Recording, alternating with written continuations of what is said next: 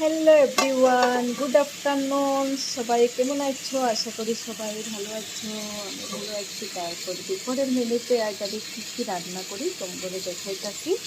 ওদিকে হচ্ছে ভাত বসাইছি, আর ওদিকে হচ্ছে ডিম, হাঁসের ডিম বানাইতাছি।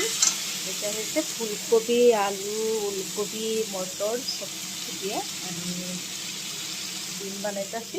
এই যে দেখো, ডিমটা আমি ভাজা একদম রেডি করে রাখা দিছি। এই যে দেখো, এই যে ডিম, হাঁসের ডিম। তারপরে এটা হচ্ছে ডিম আর ডিম ভাজি করব।